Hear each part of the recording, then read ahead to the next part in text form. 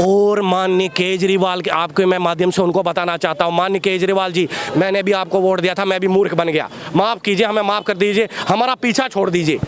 माननीय केजरीवाल जी भी अब कांग्रेस के ही पद चिन्हों पे चल रहे हैं, उनका विनाश भी निश्चित है। जैसे कांग्रेस का आज लुटिया डूब गई है, वैसे ही माननीय केजरीवाल जी के साथ भी होने ही वाला है। अभी भी संभल जाइए माननीय केजरीवाल जी, वरना खत्म है आपकी बात। अब आप क्या कहना चाहते हैं? भाई साहब ने कहा जम्मू कश्मीर का, एक और इनका कांड बताता हूँ मैं। केंद्र में यही रहे और जम्मू कश्मीर में एनसी रही, और अभी जब मुफ्ती मोहम्मद उन्होंने अपनी पार्टी बनाई, पीडीपी रही सरकार में। इन्हीं तीन के बीच में सत्ता का आदान प्रदान हुआ, और सिर्फ 3 साल के लिए भाजपा सरकार में आई गठबंधन में पीडीपी के साथ ही। उससे पहले हम कहते हैं आज लठ चलाया ना, मोदी जी ने लठ चलाया, पत्थरबाजी बंद हो गई।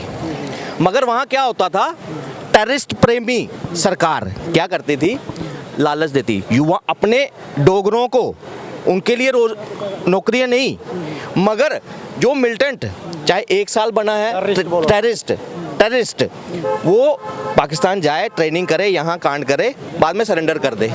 नौकरी उसको नौकरी मिलेगी पुलिस में, आर्मी में, किसी में, मतलब अब क्या किया उसमें, लाखों लोग नौकरियां बांटी। उससे पता क्या हुआ, हमारे देश में, हमारे सिस्टम में स्लीपर सेल तैनात हो गए पाकिस्तान के। जो कभी टेररिस्ट रहा हो, क्या वो मन से सुधरेगा? और उसको आप मतलब रक्षकों की यूनिफॉर्म पहनाकर वही इंटेलिजेंस लीक करते रहे। आज चुन चुन कर ना उनको निकाला जा रहा है, सर्विस डिसमिस किया जा रहा है। ये अगर आप सिस्टम में सेंध लगाने का काम, मतलब एक ऑफिशियल सरकार जो है ना, वो पाकिस्तान की एक समझो एक एजेंसी के तौर पर काम कर रही है, रिक्रूट कर रही है अपने टेररिस्टों को जम्मू कश्मीर में। ये षड्यंत्र था, इसका अंत हुआ धारा 370 के साथ। आज अपने अस्तित्व की लड़ाई लड़ रही हैं वो पार्टियां। टेररिज्म ना पाकिस्तान से कम हो रही है, इन पार्टियों ने ज़्यादा चलाया वहाँ पे। इन पार्टियों ने मोहरा बनाया। मुफ्ती मोहम्मद सईद की जो बेटी किडनैप हुई थी, उसके बदले में रबिया सईद, उस वक्त क्या माहौल था, मतलब प्री प्लान। मैं आज तक उसको समझ नहीं पाया कि एक 2 3 4 इंसिडेंट ऐसे हुए, मतलब टेररिस्ट छुड़ाना है सब कुछ, और सरकार पहले झुकी है, पहले ही झुकी थी। ये भाई साहब तब की बात बता रहे हैं जब रबिया सईद, जो मुफ्ती सईद की जो बेटी, जो अभी मुख्यमंत्री, उनकी एक बहन हुआ करती थी रबिया सईद। इन्होंने केंद्र में, ये केंद्र के मंत्री थे, हाँ, मुफ्ती सईद जो केंद्र के मंत्री थे, गृह मंत्री थे इन्हीं के राज में, कांग्रेस के राज में। इन्होंने एक प्लान के तहत खुद अपनी बेटी का अपहरण करवाया, ठीक है। उसके बाद जो हमने ये मेरे ख्याल में जैश ए मोहम्मद का जो हेड था, जो ये IC 814 इन्होंने हाईजैक किया और अफगानिस्तान ले गए थे, कंधार ले गए थे। वो इन्होंने जब हाईजैक किया, आप बताइए, ये आज मोदी जी से प्रश्न पूछ, एक जहाज़ को दिल्ली से हाईजैक किया जाता है, इतने सिक्योरिटी, इतना जो मतलब इतना दिल्ली का एयरपोर्ट, मतलब मैंने दिल्ली एयरपोर्ट पे जॉब की है, वहाँ पे परिंदा पर नहीं मार सकता।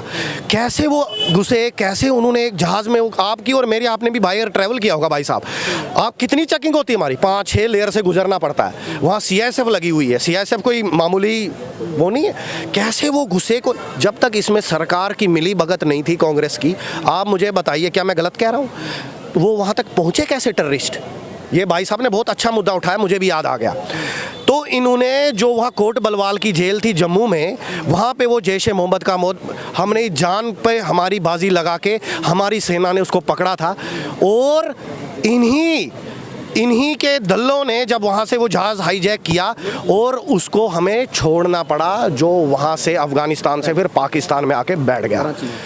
उसके बाद में जो उसने खून की नदियाँ यहाँ भारतवर्ष में बहाई हैं, जितने बेकसूर लोगों को मारा है, उसका जिम्मेदार कौन है, मुझे बताइए आप।